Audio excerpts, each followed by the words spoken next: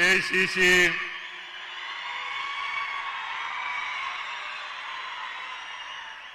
ಅಧ್ಯಕ್ಷರಾದಂತ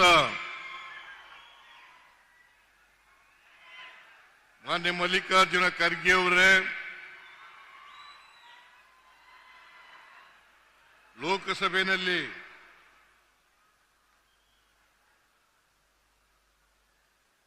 ವಿರೋಧ ಪಕ್ಷದ ನಾಯಕರಾದಂತ ಮಾಜಿ ಎಐಸಿಸಿ ಅಧ್ಯಕ್ಷರು ಆದಂತ ಶ್ರೀ ರಾಹುಲ್ ಗಾಂಧಿ ಅವರೇ,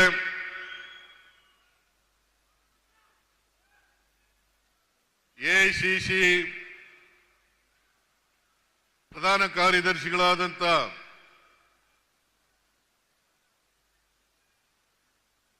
ರಾಜ್ಯಸಭೆಯ ಸದಸ್ಯರು ಆದಂತ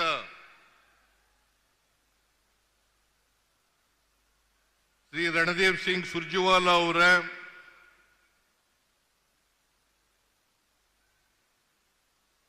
ರಾಜ್ಯದ ಕೆಪಿಸಿಸಿ ಅಧ್ಯಕ್ಷರು, ಉಪಮುಖ್ಯಮಂತ್ರಿಗಳು ಆದಂತ ಶ್ರೀ ಡಿ.ಕೆ. ಶಿವಕುಮಾರ್ ಅವರೇ,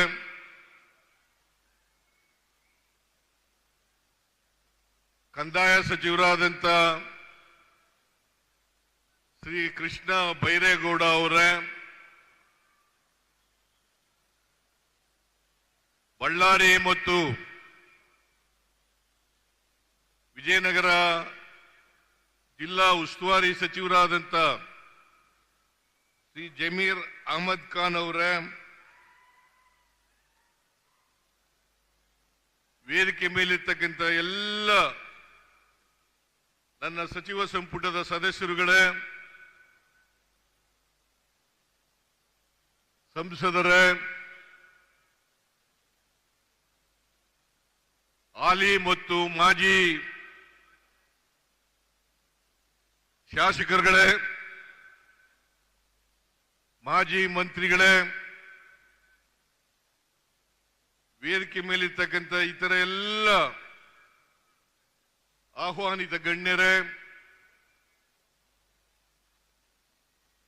ರಾಜ್ಯದ ಮುಖ್ಯ ಕಾರ್ಯದರ್ಶಿಗಳಾದಂಥ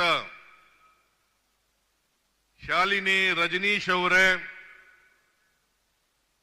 ಇತರ ಎಲ್ಲ ಅಧಿಕಾರಿ ಸ್ನೇಹಿತರೇ, ಇಲ್ಲಿ ಇಷ್ಟೊಂದು ಬೃಹತ್ ಸಂಖ್ಯೆಯಲ್ಲಿ ಆಗಮಿಸಿರ್ತಕ್ಕಂಥ ಎಲ್ಲ ಆತ್ಮೀಯ ಅಣ್ಣ ತಮ್ಮಂದಿರೇ, ಅಕ್ಕ ತಂಗಿಯರೇ, ಯುವಕ ಮಿತ್ರರೇ, ಮಾಧ್ಯಮದ ಗೆಳೆಯರೇ, ಇವತ್ತು ನಮ್ಮ ಸರ್ಕಾರ ಅಧಿಕಾರಕ್ಕೆ ಬಂದು ಇವತ್ತಿಗೆ 2 ವರ್ಷಗಳು ಆಗ್ತಾ ಇದ್ದಾವೆ.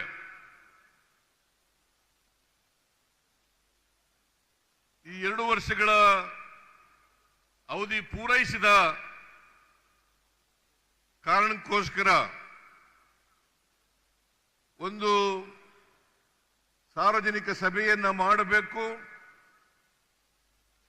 ಆ ಸಾರ್ವಜನಿಕ ಸಭೆಯಲ್ಲಿ ಕಳೆದ 2 ವರ್ಷಗಳ ಅವಧಿನಲ್ಲಿ ನಾವು ಏನೇನು ಜನಗಳಿಗೆ ಕೊಟ್ಟಿದ್ದೇವೆ, ನಾವು ಏನು ಮಾತು ಕೊಟ್ಟಿದ್ದು, ಏನು ಕಾರ್ಯಕ್ರಮಗಳನ್ನು ಕೊಟ್ಟಿದ್ದೇವೆ, ಯಾವುಗಳನ್ನು ಜಾರಿ ಮಾಡಿದ್ದೇವೆ, ಅವುಗಳನ್ನು ತಿಳಿಸಬೇಕು ಅಂತೇಳಿ ನಾವು ತೀರ್ಮಾನ ಮಾಡಿ ಇದನ್ನ ಹೊಸಕೋಟೆನಲ್ಲಿ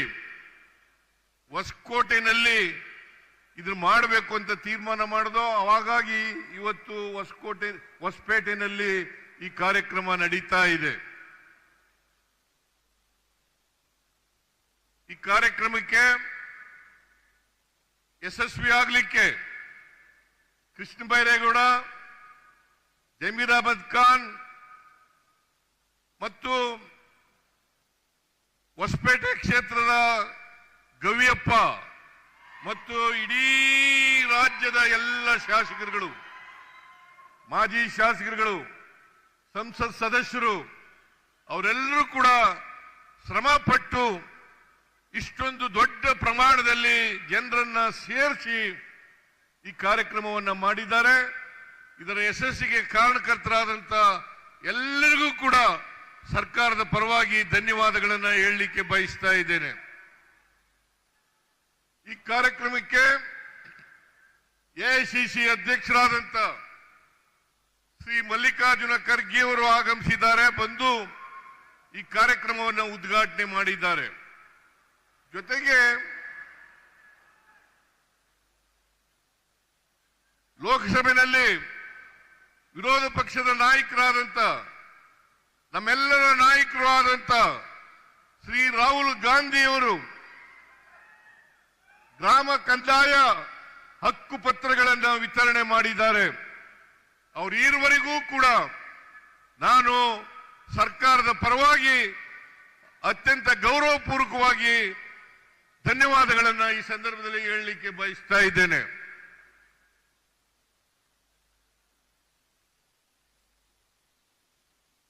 ಎರಡು ವರ್ಷಗಳ ಹಿಂದೆ ನಾವು ಈ ನಾಡಿನ ಜನರ ಮುಂದೆ ಹೋದಾಗ ಅನೇಕ ಭರವಸೆಗಳನ್ನು ಕೊಟ್ಟಿದ್ದು. ನಾವು ಪರಮೇಶ್ವರ್ ಅವರ ಅಧ್ಯಕ್ಷತೆಯಲ್ಲಿ ಒಂದು ಸಮಿತಿಯನ್ನ ರಚನೆ ಮಾಡಿದ್ದು. ಅವರು ಮ್ಯಾನಿಫೆಸ್ಟೋವನ್ನು ತಯಾರು ಮಾಡಿ ಈ ರಾಜ್ಯಕ್ಕೆ ಕೊಟ್ಟಿದ್ರು. ಆ ಮ್ಯಾನಿಫೆಸ್ಟೋ ಹೆಸರೇನಪ್ಪ ಅಂತಂದ್ರೆ ಸರ್ವ ಜನಾಂಗದ ಶಾಂತಿಯ ತೋಟ. ಸರ್ವ ಜನಾಂಗದ ಶಾಂತಿಯ ತೋಟ. ನಾವು ಆ ಮ್ಯಾನಿಫೆಸ್ಟೋನಲ್ಲಿ ಸುಮಾರು 593 ಭರವಸೆಗಳನ್ನು ಕೊಟ್ಟಿದ್ದು. 593 ಭರವಸೆಗಳನ್ನ ಆ ಮ್ಯಾನಿಫೆಸ್ಟೋ ಮೂಲಕ ಕೊಟ್ಟಿದ್ದು. ಅವುಗಳಲ್ಲಿ ಕಳೆದ 2 ವರ್ಷದಲ್ಲಿ 242 ಭರವಸೆಗಳನ್ನು ಈಡೇರಿಸಿದ್ದೇವೆ. ಉಳಿದ ಭರವಸೆಗಳನ್ನ ಮುಂದಿನ 3 ವರ್ಷದಲ್ಲಿ ಈಡೇರಿಸುತ್ತೇವೆ ಅಂತಕ್ಕಂಥ ಮಾತುಗಳನ್ನ ತಮಗೆ ಕೊಡ್ಲಿಕ್ಕೆ ಬಯಸ್ತಾ ಇದ್ದೇನೆ. ಅದ್ರ ಜೊತೆಗೆ 5 ಗ್ಯಾರಂಟಿಗಳನ್ನು ಕೊಟ್ಟಿದ್ದು. 5 ಗ್ಯಾರಂಟಿಗಳನ್ನು ಕೊಟ್ಟಿದ್ದು. ಅವು ಯಾವುದೇ ಧರ್ಮ, ಯಾವುದೇ ಜಾತಿ, ಯಾವುದೇ ಪಕ್ಷ ಇಲ್ಲದೇನೆ ಸಮಾಜದಲ್ಲಿರ್ತಕ್ಕಂಥ ಎಲ್ಲ ಬಡವರಿಗೂ ಕೂಡ ಆರ್ಥಿಕ ಸಾಮಾಜಿಕ ಶಕ್ತಿಯನ್ನು ಕೊಡಬೇಕು ಅಂತಕ್ಕಂಥದ್ದು ನಮ್ಮ ಉದ್ದೇಶ. ಹಾಗಾಗಿ 5 ಗ್ಯಾರಂಟಿಗಳನ್ನು ಕೊಟ್ಟಿದ್ದು. 5 ಗ್ಯಾರಂಟಿಗಳನ್ನ ಶಕ್ತಿ ಯೋಜನೆ, 5 ಗ್ಯಾರಂಟಿ ಯೋಜನೆಗಳಲ್ಲಿ ಶಕ್ತಿ ಯೋಜನೆ ನಾವು ಮೇ 2023 ಮೇ 20ಕ್ಕೆ ಅಧಿಕಾರಕ್ಕೆ ಬಂದು ಮೇ 20ರಲ್ಲಿ ಬಂದು ಜೂನ್ 11ನೇ ತಾರೀಕು ಮೊದಲನೇ ಯೋಜನೆಯನ್ನ ಜಾರಿಗೆ ಮಾಡೋದು. ಮೊದಲನೇ ಗ್ಯಾರಂಟಿ ಯೋಜನೆಯನ್ನ ಜಾರಿಗೆ ಕೊಟ್ಟು ಜೂನ್ 11. ಜುಲೈ ತಿಂಗಳಲ್ಲಿ 2 ಗ್ಯಾರಂಟಿ ಯೋಜನೆಗಳನ್ನು ಜಾರಿಗೆ ಕೊಟ್ಟು, ಒಂದು ಗೃಹ ಜ್ಯೋತಿ, ಎರಡನೇದು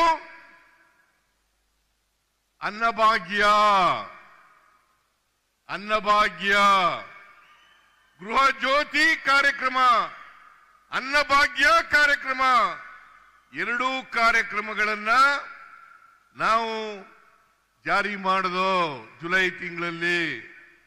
ಆಗಸ್ಟ್ ತಿಂಗಳಲ್ಲಿ ಮೈಸೂರಿನಲ್ಲಿ ರಾಹುಲ್ ಗಾಂಧಿ ಅವರು ಕೂಡ ಬಂದಿದ್ರು, ಖರ್ಗೆ ಅವರು ಕೂಡ ಬಂದಿದ್ರು, ಡಿ.ಕೆ. ಶಿವಕುಮಾರ್ ಕೂಡ ಬಂದಿದ್ರು. ಅವರು ಮತ್ತೆ ಅಲ್ಲಿ ನಾವು ಈ ಗೃಹ ಲಕ್ಷ್ಮಿ ಅಂತಕ್ಕಂಥ ಕಾರ್ಯಕ್ರಮವನ್ನ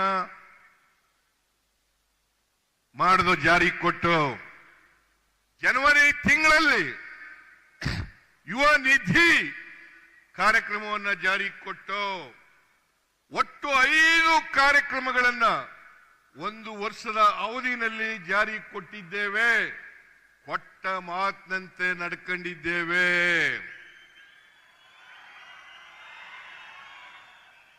ಯಾವುದಾದ್ರೂ ಸರ್ಕಾರ ಕೊಟ್ಟ ಮಾತಿನಂತೆ ನಡ್ಕೊಂಡಿದ್ರೆ ಅದು ಕಾಂಗ್ರೆಸ್ ಸರ್ಕಾರ, ಅದು ನಮ್ಮ ಸರ್ಕಾರ ಅಂತಕ್ಕಂಥ ಮಾತುಗಳನ್ನ ಹೇಳಲಿಕ್ಕೆ ಬಯಸ್ತಾ ಇದ್ದೇನೆ. 2013ರಿಂದ 18ರವರೆಗೆ ನಾವು ಅಧಿಕಾರದಲ್ಲಿ ಇದ್ದೋ. 2013ರಿಂದ 18ರವರೆಗೆ ಸರ್ಕಾರಗಳಿದ್ದು. ಅಧಿಕಾರದಲ್ಲಿ ಇದ್ದಂತ ಸಂದರ್ಭದಲ್ಲಿ ಚುನಾವಣೆಗಿಂತ ಮುಂಚಿತವಾಗಿ 2013ರಲ್ಲಿ 165 ಭರವಸೆಗಳನ್ನು ಕೊಟ್ಟಿದ್ದು. 165 ಭರವಸೆಗಳಲ್ಲಿ 158 ಭರವಸೆಗಳನ್ನು ಈಡೇರಿಸಿದ್ದೇವೆ. ಅದರಲ್ಲದೇನೆ 30 ಕಾರ್ಯಕ್ರಮಗಳನ್ನ, ಯಾವ ಕಾರ್ಯಕ್ರಮನ ಮ್ಯಾನಿಫೆಸ್ಟೋನಲ್ಲಿ ಹೇಳಿರಲಿಲ್ಲ, ಆ 30 ಕಾರ್ಯಕ್ರಮಗಳನ್ನ ಜಾರಿ ಕೊಟ್ಟಿದ್ದೇವೆ. ಅದರಿಂದ ಒಟ್ಟು 218 ಕಾರ್ಯಕ್ರಮಗಳನ್ನ ಜಾರಿ ಕೊಟ್ಟಿದ್ದೇವೆ. 208 ಕಾರ್ಯಕ್ರಮಗಳನ್ನ ಜಾರಿ ಕೊಟ್ಟಿದ್ದೇವೆ. ಇದರಿಂದ ನಾವು ಹಿಂದೆ ಇದ್ದಾಗಲೂ ನುಡಿದಂತೆ ನಡೆದಿದ್ದೇವೆ, ಈಗಲೂ ಕೂಡ ನುಡಿದಂತೆ ನಡೆದಿದ್ದೇವೆ. ಜನತೆಗೆ ಕೊಟ್ಟ ಮಾತುಗಳನ್ನು ಈಡೇರಿಸಿದ್ದೇವೆ ಅಂತಕ್ಕಂಥ ಮಾತುಗಳನ್ನು ಹೇಳಲಿಕ್ಕೆ ಬಯಸ್ತಾ ಇದ್ದೇನೆ. ಆದರೆ ಬಿಜೆಪಿಯವರು 2018ರಲ್ಲಿ 600 ಭರವಸೆಗಳನ್ನು ಕೊಟ್ಟಿದ್ರು. 600 ಭರವಸೆಗಳನ್ನು ಕೊಟ್ಟಿದ್ರು. 600 ಭರವಸೆಗಳಲ್ಲಿ 10% ಭರವಸೆಗಳನ್ನು ಕೂಡ ಈಡೇರಿಸಲಿಕ್ಕೆ ಆಗಲಿಲ್ಲ. ಇದು ಬಿಜೆಪಿಗೂ ನಮಗೂ ಇರತಕ್ಕಂಥ ವ್ಯತ್ಯಾಸ. ಬಿಜೆಪಿಯವರು ಸುಳ್ಳು ಹೇಳೋದ್ರಲ್ಲಿ ನಿಶ್ಚೀಮರು. ನಮ್ಮ ಮೇಲೆ ಇಲ್ಲ ಸಲ್ಲದ 2 ವರ್ಷಗಳಿಂದ ಇಲ್ಲ ಸಲ್ಲದ ಆರೋಪಗಳನ್ನು ಮಾಡ್ತಾ ಇದ್ದಾರೆ, ಆಪಾದನೆಗಳನ್ನು ಮಾಡ್ತಾ ಇದ್ದಾರೆ. ಅವೆಲ್ಲವೂ ಕೂಡ 100ಕ್ಕೆ 100 ಸುಳ್ಳು. ಇದನ್ನ ನಾನು ಅವ್ರ ಎದುರುಗಡೆನೂ ಹೇಳಿದ್ದೀನಿ, ವಿಧಾನಸಭೆಯಲ್ಲೂ ಹೇಳಿದ್ದೀನಿ, ಇಲ್ಲೂ ಕೂಡ ಹೇಳ್ತಾ ಇದ್ದೀನಿ. 100ಕ್ಕೆ 100 ಸುಳ್ಳು. ಅವ್ರು ಒಂದೇ ವೇದಿಕೆಗೆ ಬರಲಿ, ಅವ್ರು ಏನ್ ಮಾಡಿದ್ದಾರೆ, ನಾವೇನ್ ಮಾಡಿದ್ದೀವಿ ಅನ್ನೋದನ್ನು ಚರ್ಚೆ ಮಾಡೋಣ. ಅದಕ್ಕೆ ಯಾರು ತಯಾರಿಲ್ಲ, ಬಿಜೆಪಿಯವರು ಯಾರು ತಯಾರಿಲ್ಲ. ಇದನ್ನ ಬಹಳ ಸ್ಪಷ್ಟಪಡಿಸಲಿಕ್ಕೆ ಬಯಸ್ತಾ ಇದ್ದೇನೆ. ಅದರಿಂದ ನಮಗೂ ಬಿಜೆಪಿಯವರಿಗೂ ಬಹಳ ವ್ಯತ್ಯಾಸ ಇದೆ. ಅವರು ಯಾವಾಗಲೂ ಕೂಡ ಧರ್ಮಗಳ ನಡುವೆ, ಜಾತಿಗಳ ನಡುವೆ ಅವರು ಶಾಂತಿಯನ್ನ ಹದಗೆಡಿಸ್ತಕ್ಕಂಥ, ದ್ವೇಷವನ್ನ ಹುಟ್ಟಾಕ್ತಕ್ಕಂಥ, ಕ್ರೌರ್ಯವನ್ನ ಹುಟ್ಟಾಕ್ತಕ್ಕಂಥ ಕೆಲಸವನ್ನ ಮಾಡ್ತಾ ಇದ್ದಾರೆ. ನಾವು ಅವುಗಳನ್ನ ಒಂದುಗೂಡಿಸ್ತಕ್ಕಂಥ, ಎಲ್ಲ ಜನರು ಕೂಡ ಶಾಂತಿಯ ತೋಟ ಆಗಬೇಕು. ನಾವೆಲ್ಲರೂ ಕೂಡ ಒಂದೇ, ನಾವೆಲ್ಲರೂ ಕೂಡ ಮನುಷ್ಯರು. ಹಿಂದೂಗಳಾಗಲಿ, ಮುಸಲ್ಮಾನರಾಗಲಿ, ಕ್ರಿಶ್ಚಿಯನ್ರಾಗಲಿ, ಬೌದ್ಧರಾಗಲಿ, ಸಿಖ್ರಾಗಲಿ ಎಲ್ಲರೂ ಕೂಡ ಒಂದೇ. ನಾವು ಮಾನವೀಯತೆಯನ್ನ ಮಾಡಲಿಕ್ಕೆ ಬಯಸ್ತಾ ಇದ್ದೇವೆ. ಬಾಬಾ ಸಾಹೇಬ್ ಅಂಬೇಡ್ಕರ್ ಅವರು ಕೊಟ್ಟಿರ್ತಕ್ಕಂಥ ಸಂವಿಧಾನ,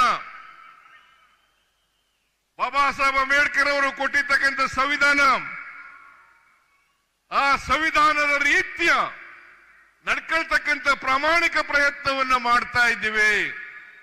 ಸರ್ವೋದಯ, ಮಹಾತ್ಮ ಗಾಂಧೀಜಿಯವರು ಹೇಳಿದ್ರು, ಸರ್ವೋದಯ, ಎಲ್ಲರ ಉದಯ ಆಗಬೇಕು, ಸಮಾನತೆ ಬರಬೇಕು, ಎಲ್ಲರಿಗೂ ಸಾಮಾಜಿಕ ನ್ಯಾಯ ಸಿಕ್ಕಬೇಕು. ಇದು ನಮ್ಮ ಸಂವಿಧಾನ ಹೇಳ್ತಕ್ಕಂಥದ್ದು. ನಮ್ಮ ಸಂವಿಧಾನ ಸ್ವಾತಂತ್ರ್ಯ, ಸಮಾನತೆ, ಭ್ರಾತೃತ್ವ ಇವುಗಳು ಬಹಳ ಮುಖ್ಯ ಆಗಿರಬೇಕು. ನಮ್ಮ ದೇಶದಲ್ಲಿ ಅನೇಕ ಜಾತಿಗಳಿದ್ದಾವೆ, ಅನೇಕ ಧರ್ಮಗಳಿದ್ದಾವೆ, ಅನೇಕ ಭಾಷೆಗಳಿದ್ದಾವೆ, ಅನೇಕ ಸಂಸ್ಕೃತಿಗಳಿದ್ದಾವೆ. ಇಂಥ ದೇಶದಲ್ಲಿ, ಬಹುತ್ವ ಇರ್ತಕ್ಕಂಥ ಈ ದೇಶದಲ್ಲಿ ನಾವೆಲ್ಲರೂ ಕೂಡ ವೈವಿಧ್ಯತೆಯಲ್ಲಿ ಏಕತೆಯನ್ನ ಸಾರಬೇಕು ಅಂತಕ್ಕಂಥದ್ದು ನಮ್ಮ ಪಕ್ಷದ ಉದ್ದೇಶ. ಆ ದಿಕ್ಕಿನಲ್ಲಿ ನಡೀತಕ್ಕಂಥ ಪ್ರಾಮಾಣಿಕ ಪ್ರಯತ್ನವನ್ನ ನಾವು ಮಾಡ್ತಾ ಇದ್ದೇವೆ. ಕಳೆದ 2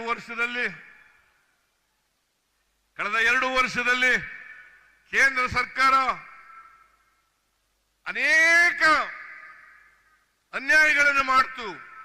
ನಮ್ಮ ಪಾಲು ಸಂವಿಧಾನಬದ್ಧವಾಗಿ ನಮಗೆ ನ್ಯಾಯವಾಗಿ ಸಿಗಬೇಕಾದಂತ ಪಾಲನ್ನ ಬರದೇ ರೀತಿ ನೋಡ್ಕೊಳ್ತಕ್ಕಂಥ ಕೆಲಸವನ್ನ ಮಾಡಿದ್ರು. ನಮ್ಮ ಪಾಲನ್ನು ಕೊಡಲಿಲ್ಲ. ನಿಜ ಹೇಳಬೇಕು ಅಂತಂದ್ರೆ 15ನೇ ಹಣಕಾಸು ಆಯೋಗದಲ್ಲಿ ನಮಗೆ ನಷ್ಟ, ಪ್ರತಿ ವರ್ಷ ನಷ್ಟ ಆದದ್ದು 13,000 ಕೋಟಿ. 13,000 ಕೋಟಿ. ನಾವು ಪ್ರತಿ ವರ್ಷ ಕರ್ನಾಟಕದಿಂದ ಪ್ರತಿ ವರ್ಷ 4.5 ಲಕ್ಷ ಕೋಟಿ ರೂಪಾಯಿಗಳನ್ನು ಕಟ್ಟುತ್ತೇವೆ. ತೆರಿಗೆ ರೂಪದಲ್ಲಿ 4.5 ಲಕ್ಷ ಕೋಟಿ ರೂಪಾಯಿಗಳನ್ನು ಕೊಡ್ತೇವೆ. ನಮಗೆ ವಾಪಸ್ ಬರ್ತಕ್ಕಂಥದ್ದು ಬರೀ 65,000 ಕೋಟಿ. ಪ್ರತಿ ವರ್ಷ 4.5 ಲಕ್ಷ ಕೋಟಿ ರೂಪಾಯಿಗಳನ್ನ ನಾವು ತೆರಿಗೆ ರೂಪದಲ್ಲಿ ಕೇಂದ್ರ ಸರ್ಕಾರಕ್ಕೆ ಕೊಟ್ರೆ ನಮಗೆ ವಾಪಸ್ ಕೊಡ್ತಕ್ಕಂಥದ್ದು ಬರೀ 65,000 ಕೋಟಿ. ಅಂದ್ರೆ ಸುಮಾರು 14ರಿಂದ 15 ಪೈಸೆ. 100 ರೂಪಾಯಿ, 1 ರೂಪಾಯಿ ಕೊಟ್ರೆ, ನಾವು 1 ರೂಪಾಯಿ ತೆರಿಗೆ ರೂಪದಲ್ಲಿ ಕೊಟ್ರೆ ಅಥವಾ 100 ರೂಪಾಯಿ ಕೊಟ್ರೆ ನಾವು ಬರ್ತಕ್ಕಂಥದ್ದು 14ರಿಂದ 15 ರೂಪಾಯಿಗಳು ಮಾತ್ರ. ಇಷ್ಟರ ಮಟ್ಟಿಗೆ ಅನ್ಯಾಯ ಆಗ್ತಾ ಇದೆ. ಈ ಅನ್ಯಾಯವನ್ನು ಸರಿಪಡಿಸಿ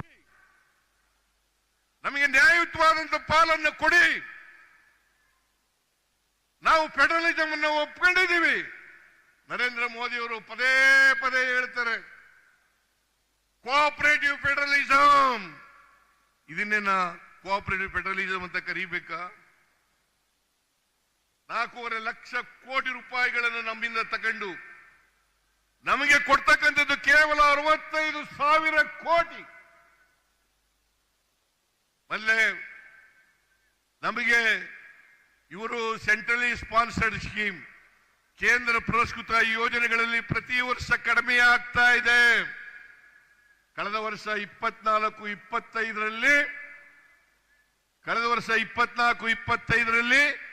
46,000 ಕೋಟಿ ರೂಪಾಯಿಗಳು ನಾವು ಮತ್ತು ಕೇಂದ್ರ ಸರ್ಕಾರ ಖರ್ಚು ಮಾಡಬೇಕಾಗಿತ್ತು. ಆದರೆ ಕೇಂದ್ರದಿಂದ ಬಂದದ್ದು 22,000 ಕೋಟಿ ರೂಪಾಯಿಗೆ 18,000 ಕೋಟಿ ರೂಪಾಯಿಗಳು ಮಾತ್ರ ಬಂತು. 18,000 ಕೋಟಿ ರೂಪಾಯಿಗಳು ಮಾತ್ರ ಬಂತು. ಇನ್ನ 4,000 ಚಿಲ್ಲರೆ ಕೋಟಿ ನಮಗೆ ಬರಲಿಲ್ಲ. ನಾವು 46,000 ಕೋಟಿನಲ್ಲಿ 24,000 ಕೋಟಿ ರೂಪಾಯಿಗಳನ್ನು ನಾವು ಕೊಡ್ತೇವೆ. ನಮ್ಮ ಪಾಲನ್ನು ನಾವು ಕೊಟ್ಟಿದ್ದೀವಿ. ಆದರೆ ಕೇಂದ್ರದ ಪಾಲನ್ನು ಕೊಡಲಿಕ್ಕೆ ಸಾಧ್ಯ ಆಗಲಿಲ್ಲ. ನಮಗೆ 15ನೇ ಹಣಕಾಸಿನ ಆಯೋಗದ ಶಿಫಾರಸಿನಲ್ಲಿ ಕಡಿಮೆ ಆಯ್ತು ಅಂತೇಳಿ ನಮಗೆ ಅಂದಿನ 15ನೇ ಹಣಕಾಸಿನ ಆಯೋಗದ ಅಧ್ಯಕ್ಷರಾಗಿದ್ದಂಥವರು 5,495 ಕೋಟಿ ರೂಪಾಯಿಗಳನ್ನ ಕೊಡಿ ರಾಜ್ಯಕ್ಕೆ ಅಂತೇಳಿ ಶಿಫಾರಸು ಮಾಡಿದ್ರು. ಆದರೆ 5,495 ಕೋಟಿ ರೂಪಾಯಿಗಳಲ್ಲಿ ಇವತ್ತಿನವರೆಗೆ ಒಂದು ಬಿಡುಗಾಸು ಕೂಡ ಬಂದಿಲ್ಲ. ಅದಲ್ಲದೆ ಪೆರಿಫೆರಲ್ ರಿಂಗ್ ರೋಡ್ಗೆ 3,000 ಕೋಟಿ ರೂಪಾಯಿಗಳನ್ನ ಕೊಡ್ತೀವಿ ಶಿಫಾರಸು ಮಾಡಿದ್ರು 15ನೇ ಹಣಕಾಸಿನ ಆಯೋಗ. ಪೆರಿಫೆರಲ್ ರಿಂಗ್ ರೋಡ್ಗೆ, ಬೆಂಗಳೂರಿನ ಪೆರಿಫೆರಲ್ ರಿಂಗ್ ರೋಡ್ಗೆ 3,000 ಕೋಟಿ, ಬೆಂಗಳೂರಿನಲ್ಲಿ ಇರ್ತಕ್ಕಂಥ ಕೆರೆಗಳ ಅಭಿವೃದ್ಧಿಗೆ 3,000 ಕೋಟಿ, ಒಟ್ಟು 11,495 ಕೋಟಿ ಕೊಡಬೇಕಾಗಿತ್ತು ಕೇಂದ್ರ. 11,495 ಕೋಟಿ ಕೊಡಬೇಕಾಗಿತ್ತು. ಆದರೆ 1 ರೂಪಾಯಿನೂ ಕೂಡ ಬರಲಿಲ್ಲ. ಶ್ರೀಮತಿ ನಿರ್ಮಲಾ ಸೀತಾರಾಮನ್ ಕೇಂದ್ರದ ಹಣಕಾಸಿನ ಮಂತ್ರಿ ನಮ್ಮ ರಾಜ್ಯದಿಂದ ರಾಜ್ಯಸಭೆಗೆ ಹೋಗಿರ್ತಕ್ಕಂಥವ್ರು ಅವರು 2023ರಲ್ಲಿ ಬಜೆಟ್ ಮಂಡಿಸಿದಾಗ ಹೇಳಿದ್ರು ಅಪ್ಪರ್ ಭದ್ರಾಗೆ 5300 ಕೋಟಿ ರೂಪಾಯಿಗಳನ್ನು ಕೊಡ್ತೇವೆ. ಬಜೆಟ್ನಲ್ಲಿ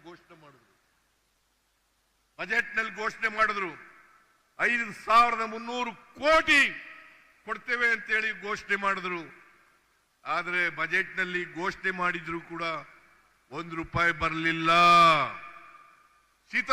ನಿರ್ಮಲಾ ಸೀತಾರಾಮನ್ 2 ಬಾರಿ ಭೇಟಿ ಮಾಡಿದೆ, ಮನವಿ ಕೊಟ್ಟೆ, ಸ್ವಲ್ಪ ಇದನ್ನ ಬಿಡುಗಡೆ ಮಾಡಿ 5300 ಕೋಟಿ ರೂಪಾಯಿಗಳನ್ನ ಅಂತೇಳಿ. ಅಷ್ಟೇ ಅಲ್ಲದೇನೆ ಬಸವರಾಜ ಬೊಮ್ಮಾಯಿ ಅವರು ಅಂದಿನ ಮುಖ್ಯಮಂತ್ರಿಗಳು 23-24ರಲ್ಲಿ ಮಂಡಿಸಿದಂತ ಬಜೆಟ್ನಲ್ಲಿ ಅದನ್ನ ಪುನರುಚ್ಚಾರ ಮಾಡಿದ್ರು. ಅಷ್ಟೇ ಅಲ್ಲ, ಅಪ್ಪರ್ ಭದ್ರಾ ಯೋಜನೆಯನ್ನ ರಾಷ್ಟ್ರೀಯ ಯೋಜನೆಯನ್ನಾಗಿ ಮಾಡಿಸ್ತೇನೆ ಅಂತ ಹೇಳಿದ್ರು. ಇವತ್ತಿನವರಿಗೆ ರಾಷ್ಟ್ರೀಯ ಯೋಜನೆಯೂ ಆಗ್ಲಿಲ್ಲ. 5300 ಕೋಟಿ ರೂಪಾಯಿಗಳಲ್ಲಿ ₹1 ಬರಲಿಲ್ಲ. ಇದು ಕೇಂದ್ರ ಸರ್ಕಾರ ನಾವು ಮಾಡದಂತ ಅನ್ಯಾಯ. ನಾವು ಪ್ರತಿಭಟನೆ ಮಾಡಿದ್ದೀವಿ, ಸರ್ಕಾರ ಪ್ರತಿಭಟನೆ ಮಾಡಿದೆ. ಎಲ್ಲಿಗೆ ಹೋಗಿ ಎಲ್ಲ MLAಗಳು, MP ಗಳು, ಎಲ್ಲ ಮಂತ್ರಿಗಳು ಎಲ್ಲ ಹೋಗಿ ಪ್ರತಿಭಟನೆ ಮಾಡೋದು. ನಾವು ಮಾಡಿದ್ರು ಸಾಲದು. ಈ ರಾಜ್ಯದ ಜನ ಈ ಅನ್ಯಾಯವನ್ನು ಪ್ರತಿಭಟಿಸಬೇಕು, ಕೇಂದ್ರ ಸರ್ಕಾರಕ್ಕೆ ಒತ್ತಾಯವನ್ನ ಹಾಕಬೇಕು. ಇವತ್ತಿನವರಿಗೆ ಬಿಜೆಪಿಯವರಾಗ್ಲಿ JDSನವರಾಗ್ಲಿ ಒಂದು ಶಬ್ದ ಬಾಯಿನಿಂದ ಹೇಳಿಲ್ಲ. ಇದನ್ನು ಕೊಡಿ ಅಂತ ಯಡಿಯೂರಪ್ಪ ಆಗಲಿ, ಬಸವರಾಜ ಬೊಮ್ಮಾಯಿ ಆಗಲಿ, ಬಿಜೆಪಿ MPಗಳಾಗಲಿ, JDS MPಗಳಾಗಲಿ, ಕುಮಾರಸ್ವಾಮಿ ಆಗಲಿ, ಕರ್ನಾಟಕಕ್ಕೆ ಅನ್ಯಾಯ ಆಗಿದೆ, ಕೊಡಿ, ನಮ್ಮ ಪಾಲನೆ ಕೊಡಿ, 15ನೇ ಹಣಕಾಸಿನ ಆಯೋಗ ಶಿಫಾರಸು ಮಾಡಿರ್ತಕ್ಕಂಥ ಹಣ ಕೊಡಿ ಅಂತ ಕೇಳಲಿಲ್ಲ. ಇದನ್ನ ತಾವೆಲ್ಲ ಕೂಡ ಅರ್ಥ ಮಾಡ್ಕೋಬೇಕಾಗ್ತದೆ. ಬಿಜೆಪಿಗೆ ತಕ್ಕ ಪಾಠವನ್ನ ಕಲಿಸ್ತಕ್ಕಂಥ ದಿನಗಳು ನಿಮಗೆ ಮುಂದೆ ಬಂದೇ ಬರ್ತವೆ.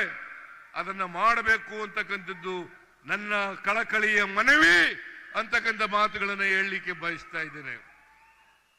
2013ರಲ್ಲಿ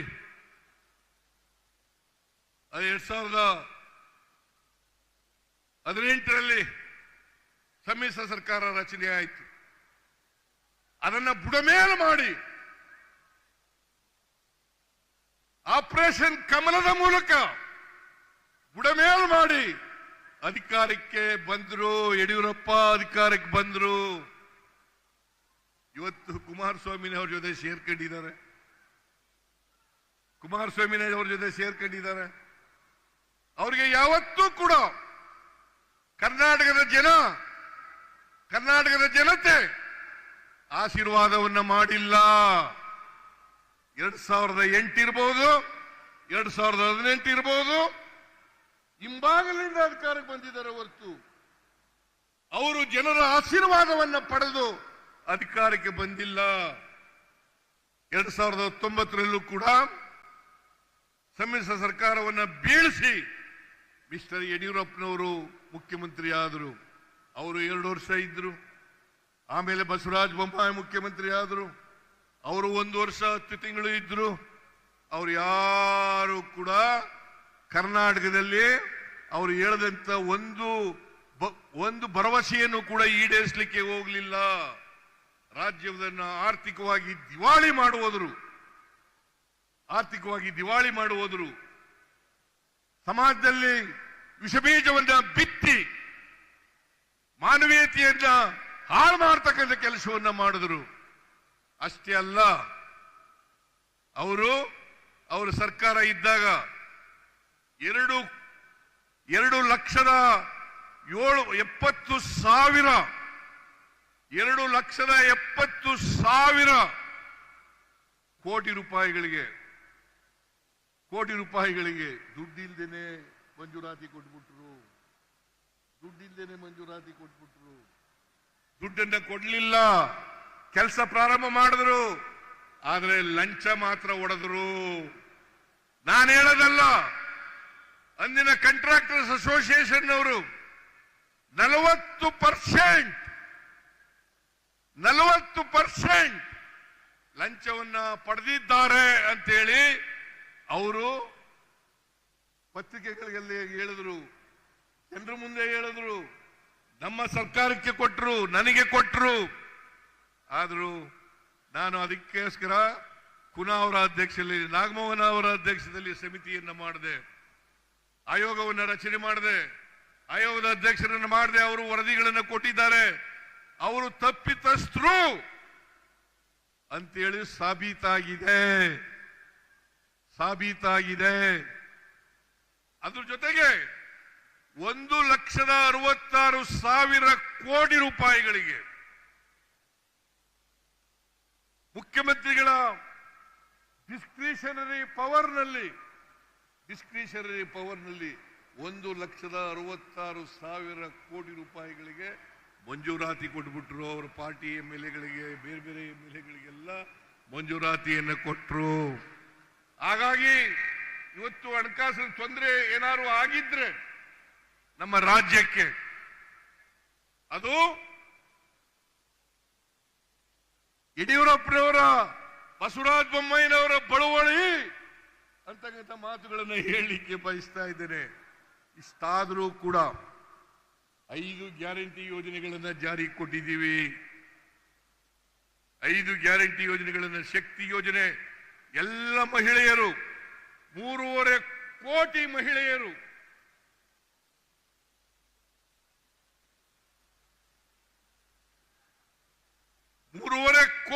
ಮಹಿಳೆಯರು, ಶಕ್ತಿ ಯೋಜನೆ ಮೂಲಕ ಸರ್ಕಾರಿ ಬಸ್ಸುಗಳಲ್ಲಿ ಫ್ರೀಯಾಗಿ ಓಡಾಡ್ತಾ ಇದ್ದಾರೆ. ಸರ್ಕಾರಿ ಯೋಜನೆಗಳಲ್ಲಿ ಫ್ರೀಯಾಗಿ ಓಡಾಡ್ತಾ ಇದ್ದಾರೆ. ಇಲ್ಲಿವರೆಗೆ 459 ಕೋಟಿ ಮಹಿಳೆಯರು, 459 ಕೋಟಿ ಮಹಿಳೆಯರು ಫ್ರೀಯಾಗಿ ಬಸ್ನಲ್ಲಿ ಟಿಕೆಟ್ ರಹಿತವಾಗಿ, ಟಿಕೆಟ್ ಇಲ್ಲೇನೆ ಪ್ರಾರಂಭ ಹೋಗಿದ್ದಾರೆ. ಇದನ್ನ ಮಾಡಿದ್ದಾರೆ. ಆಮೇಲೆ ಗೃಹ ಜ್ಯೋತಿ 1,62,000 ಕುಟುಂಬಗಳಿಗೆ, 1,62,00,000 ಕುಟುಂಬಗಳಿಗೆ, 1,62,00,000 ಕುಟುಂಬಗಳಿಗೆ 200 ಯೂನಿಟ್ ವರೆಗೆ ಫ್ರೀಯಾಗಿ ಕರೆಂಟ್ ಕೊಟ್ಟಿದ್ದೀವಿ. ಅಷ್ಟೇ ಅಲ್ಲ, 1,22,00,000 ಕುಟುಂಬಗಳಿಗೆ, ಮನೆ ಯಜಮಾನಿಗೆ 2,000 ರೂಪಾಯಿ ಅದನ್ನ ಕೊಡ್ತಕ್ಕಂಥ ಕೆಲಸವನ್ನ ಮಾಡಿದ್ದೇವೆ. ಅದಲ್ಲದೆ ಅನ್ನಭಾಗ್ಯ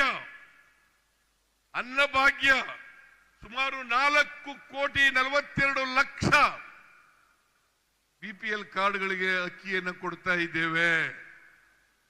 2,67,000 ಜನರಿಗೆ, ಯುವಕರಿಗೆ ಯುವತಿಯರಿಗೆ ಯುವ ನಿಧಿ ಕಾರ್ಯಕ್ರಮವನ್ನು ಜಾರಿ ಮಾಡಿದ್ದೇವೆ. ಇಷ್ಟೆಲ್ಲ ಹಣಕಾಸಿನ ತೊಂದರೆ ಇದ್ರೂ ಕೂಡ ನಾವು ನುಡಿದಂತೆ ನಡೆದಿದ್ದೇವೆ. ಬಿಜೆಪಿಯವರು ಸುಮ್ಮನೆ ಜನಾಕ್ರೋಶ, ನಾನು ಅವರು ಬರಬೇಕಾಗಿತ್ತು, ಇಲ್ಲಿ ಬಂದು ನೋಡಬೇಕಾಗಿತ್ತು. ಜನರ ಆಕ್ರೋಶ ಇದ್ದಿದ್ರೆ ಇಷ್ಟೊಂದು 3-4 ಲಕ್ಷ ಜನ ಸೇರ್ಲಿಕ್ಕೆ ಸಾಧ್ಯ ಆಯ್ತಾ ಇರಲಿಲ್ಲ.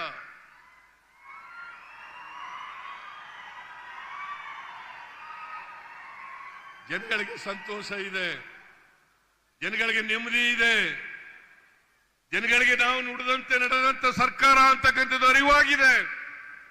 ಅದರಿಂದ ಯಾವ ಆಕ್ರೋಶನೂ ಇಲ್ಲ. ಇವತ್ತೇನಾದ್ರೂ ಬೆಲೆ ಏರಿಕೆ ಆಗಿದ್ರೆ, ಎಲ್ಲ ರಾಜ್ಯಗಳಲ್ಲಿ ಬೆಲೆ ಏರಿಕೆ ಆಗಿದ್ರೆ ಅದಕ್ಕೆ ನರೇಂದ್ರ ಮೋದಿಯವರ ಕೇಂದ್ರ ಸರ್ಕಾರ ಕಾರಣ ಅಂತಕ್ಕಂಥದನ್ನ ಹೇಳಲಿಕ್ಕೆ ಬಯಸ್ತಾ ಇದ್ದೇನೆ. ಇವತ್ತು ಪೆಟ್ರೋಲ್, ಡೀಸೆಲ್, ಗ್ಯಾಸ್, ಗೊಬ್ಬರ, ನಾನು ಒಂದು ಮಾತನ್ನ ಹೇಳಲಿಕ್ಕೆ ಬಯಸ್ತಾ ಇದ್ದೇನೆ. 2014ರಲ್ಲಿ 10 ತೊಲಾ ಚಿನ್ನ 28,000 ರೂಪಾಯಿ. ಇವತ್ತೆಷ್ಟಿದೆ ಚಿನ್ನ? 95,000 ರೂಪಾಯಿ. ಬೆಳ್ಳಿ 43, 1 ಕೆಜಿ ಬೆಳ್ಳಿಗೆ 43,000 ರೂಪಾಯಿ ಇತ್ತು. ಇವತ್ತು 94,000 ರೂಪಾಯಿ. ನರೇಂದ್ರ ಮೋದಿಜಿ ಗ್ಯಾಸ್ ಬೆಲೆ 2014ರಲ್ಲಿ 414 ರೂಪಾಯಿ. 414 ರೂಪಾಯಿ. ಇವತ್ತು 879 ರೂಪಾಯಿ. 1,000 ರೂಪಾಯಿನೂ ಮುಟ್ಟಿತ್ತು. 1,000 ರೂಪಾಯಿ ಮುಟ್ಟಿತ್ತು. ಈಗ ಕಡಿಮೆ ಆಗಿದೆ. ಡಾಲರ್ಸ್ ಬೆಲೆ, ನಮ್ಮ ರೂಪಾಯಿ ಬೆಲೆ, ಅವತ್ತು ಡಾಲರ್ಸ್ ಬೆಲೆ 2014ರಲ್ಲಿ 59 ರೂಪಾಯಿ ಇತ್ತು. ಇವತ್ತು 87 ರೂಪಾಯಿ. 87 ರೂಪಾಯಿ. ಹೇಳ್ತಾ ಇದ್ರು ಭಾರತೀಯ ಜನತಾ ಪಕ್ಷದ ಚೇಲಾಗಳು,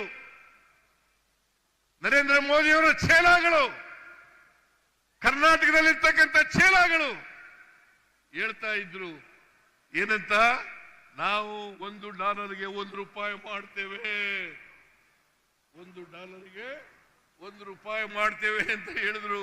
ಇವತ್ತು 59 ರೂಪಾಯಿ ಇದ್ದದ್ದು 87 ರೂಪಾಯಿ ಇದೆ.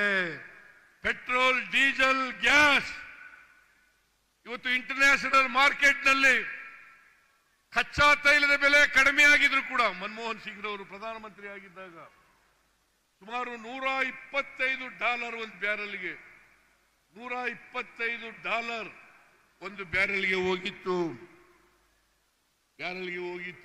ಆದರೆ ಈಗ $65 ಒಂದು ಬ್ಯಾರಲ್ಗೆ. ಅದು ಜನಗಳಿಗೆ ವರ್ಗಾವಣೆ ಆಗಲಿಲ್ಲ. ಹಾಗಾಗಿ ಎಲ್ಲ ಆಹಾರ ಪದಾರ್ಥಗಳು ಗಗನವನ್ನು ಮುಟ್ಟತಕ್ಕಂಥ ಕೆಲಸ ಆಯಿತು. ಇಲ್ಲಿ ಬಿಜೆಪಿಯವರು ತಮಟೆ ಹೊಡಿತಾ ಇದ್ದಾರೆ. ಏನಂತ? ಜನಾಕ್ರೋಶ, ಬೆಲೆ ಏರಿಕೆ ವಿರುದ್ಧ. ಇವತ್ತು ಕೂಡ ಪ್ರಜಾವಾಣಿ ಪತ್ರಿಕೆಯಲ್ಲಿದೆ. ನಾವು ಬೆಲೆ ಏರಿಸಿದ್ದೀವಿ ಅಂತೇಳಿ. ನಾವು ಹಾಲಿನ ಬೆಲೆ 5 ರೂಪಾಯಿ ಹೆಚ್ಚು ಮಾಡಿದ್ರು ನಿಜ, ಆದ್ರೆ ಸರ್ಕಾರಕ್ಕೆ ಬಂದಿಲ್ಲ. ಅದು ನೇರವಾಗಿ ರೈತರಿಗೆ ವರ್ಗಾವಣೆ ಮಾಡತಕ್ಕಂಥ ತೀರ್ಮಾನವನ್ನು ಮಾಡಿದ್ದೇವೆ. ಡೀಸೆಲ್ ಬೆಲೆ 2 ರೂಪಾಯಿ ಹೆಚ್ಚಿರೋದು ನಿಜ, ಆದ್ರೆ ಪಕ್ಕದ ರಾಜ್ಯಗಳಿಗಿಂತ ಕಡಿಮೆ ಇದೆ. ಆದ್ರಿಂದ ಜನಾಕ್ರೋಶ ಕಾರ್ಯಕ್ರಮ ಅದು ಒಂದು ಸುಳ್ಳು ಕಾರ್ಯಕ್ರಮ. ಜನಾಕ್ರೋಶ ಎಲ್ಲೂ ಕೂಡ ಇಲ್ಲ. ಅದಕ್ಕೆ ಇವತ್ತು ಇಷ್ಟೊಂದು ದೊಡ್ಡ ಪ್ರಮಾಣದಲ್ಲಿ 2 ವರ್ಷದ ನಮ್ಮ ಅಧಿಕಾರದಲ್ಲಿದ್ದಂಥ 2 ವರ್ಷದ ಅವಧಿಯನ್ನ ವಿಜೃಂಭಣೆಯಿಂದ ಆಚರಣೆ ಮಾಡಿರ್ತಕ್ಕಂಥ ಕೆಲಸವನ್ನು ಮಾಡಿದ್ದೇವೆ. ಇವತ್ತು ಕೃಷ್ಣ ಬೈರೇಗೌಡರು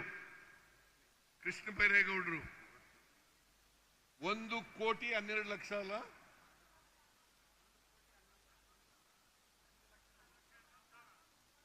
1,11,111 ಎಲ್ಲ ಒಂದೊಂದೇ ಮಾಡ್ಬಿಟ್ಟಿದೀಯ. 1,11,111 ಹಕ್ಕು ಪತ್ರಗಳನ್ನು ವಿತರಣೆ ಮಾಡಿದ್ದೇವೆ. ಇದನ್ನ 2015-16ರಲ್ಲಿ ನಾನು ಒಂದು ಸಮಿತಿಯನ್ನ ಮಾಡಿದ್ದೆ. ಆ ಸಮಿತಿ ವರದಿ ಕೊಟ್ಟ ಮೇಲೆ ಕಾಗೋಡು ತಿಮ್ಮಪ್ಪನವರು ರೆವಿನ್ಯೂ ಮಂತ್ರಿ ಆಗಿದ್ರು.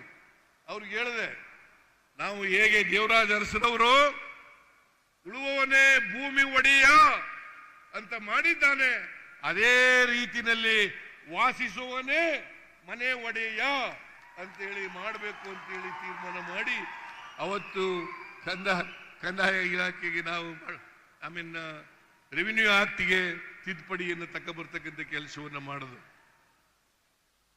ನಾವು ಬಂದ ಮೇಲೆ ನರೇಂದ್ರ ಮೋದಿ ಅವರ ಕೈಲಿ ಸೇಡಂನಲ್ಲಿ 50,000 ಹಕ್ಕುಪತ್ರಗಳನ್ನು ಕೊಡಿಸ್ತೀವಿ. ಅನೇಕ ಹಕ್ಕುಪತ್ರಗಳು ನಕಲಿ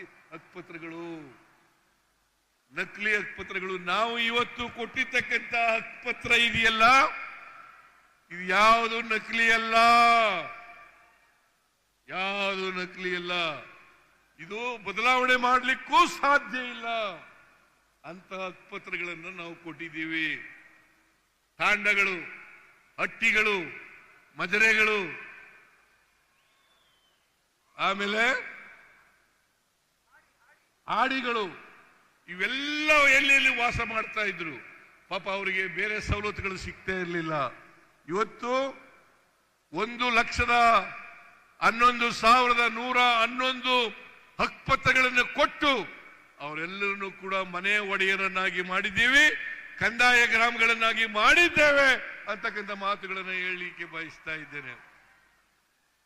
ಇನ್ನು ಮುಂದೆ ಎಲ್ಲ ಸವಲತ್ತುಗಳನ್ನು ಕೂಡ ಪಡಿಬಹುದು. ಇನ್ನೊಂದು 30-40 ಸಾವಿರ ಇರಬೇಕು. ಅದನ್ನು ಕೂಡ ಇನ್ನು 6 ತಿಂಗಳಲ್ಲಿ ಅದನ್ನು ಕೂಡ ಹಕ್ಕುಪತ್ರಗಳನ್ನು ಕೊಟ್ಟು ಶುದ್ಧ ಮಾಡ್ತೇವೆ ಅಂತಕ್ಕಂಥ ಮಾತುಗಳನ್ನು ಹೇಳಲಿಕ್ಕೆ ಬಯಸ್ತಾ ಇದ್ದೇನೆ. ನಾನು ಬಹಳ ಉದ್ದನೆ ಭಾಷಣ ಮಾಡಕ್ ಹೋಗಲ್ಲ. ನಮ್ಮಲ್ಲಿ ಬಹಳಷ್ಟು ಮಾತುಗಳಿದ್ದಾವೆ ಹೇಳಲಿಕ್ಕೆ, ಬಹಳಷ್ಟು ಸಾಧನೆಗಳಿದ್ದಾವೆ ಹೇಳಲಿಕ್ಕೆ. ಎಲ್ಲ ಸಾಧನೆಗಳನ್ನು ಕೂಡ ಹೇಳಲಿಕ್ಕೆ ಹೋಗಲ್ಲ. ಕೆಲವು ಸಾಧನೆಗಳನ್ನು ಮಾತ್ರ ನಿಮ್ಮ ಮುಂದೆ ಇಟ್ಟಿದ್ದೇನೆ. ಪ್ರಜಾಪ್ರಭುತ್ವ ವ್ಯವಸ್ಥೆಯಲ್ಲಿ ನೀವೇ ನಮ್ಮ ಮಾಲೀಕರು. ನೀವು ತೀರ್ಮಾನ ಮಾಡೋ ಮಾತಂತೆ ನಡ್ಕೊಳ್ತಾರೆ, ಯಾರು ಕೊಟ್ಟ ಮಾತಂತೆ ನಡ್ಕೊಳ್ಳಲ್ಲ ಅಂತಕ್ಕಂಥದನ್ನ ತೀರ್ಮಾನ ಮಾಡಬೇಕಾಗ್ತದೆ ಅಂತ ಹೇಳ್ತಾ, ಇವತ್ತು ಕೃಷ್ಣ ಬೈರೇಗೌಡರು, ಜಮೀರ್ ಅಹಮದ್ ಖಾನ್ ಅವರು ಮತ್ತು ಗವಿಯಪ್ಪನವರು ಮತ್ತೆ ಎಲ್ಲ ಈ ಜಿಲ್ಲೆಯ MP ತುಕಾರಾಮ್ ಅವರು, ಎಲ್ಲ MLAಗಳು, ನಾಗೇಂದ್ರ ಅವರು ಮಾಜಿ ಮಂತ್ರಿ, ಆಮೇಲೆ ಎಲ್ಲ ರಾಜ್ಯದ ಎಲ್ಲ MLAಗಳು ಕೂಡ ಈ ಕಾರ್ಯಕ್ರಮ ಯಶಸ್ವಿ ಆಗಲಿಕ್ಕೆ ಶ್ರಮಿಸಿದ್ದಾರೆ. ಅವರೆಲ್ಲರಿಗೂ ಕೂಡ ಧನ್ಯವಾದಗಳನ್ನು ಹೇಳಿ, ನಿಮಗೆಲ್ಲ ಧನ್ಯವಾದಗಳನ್ನು ಹೇಳಿ ನನ್ನ ಮಾತುಗಳನ್ನು ಮುಗಿಸ್ತೇನೆ.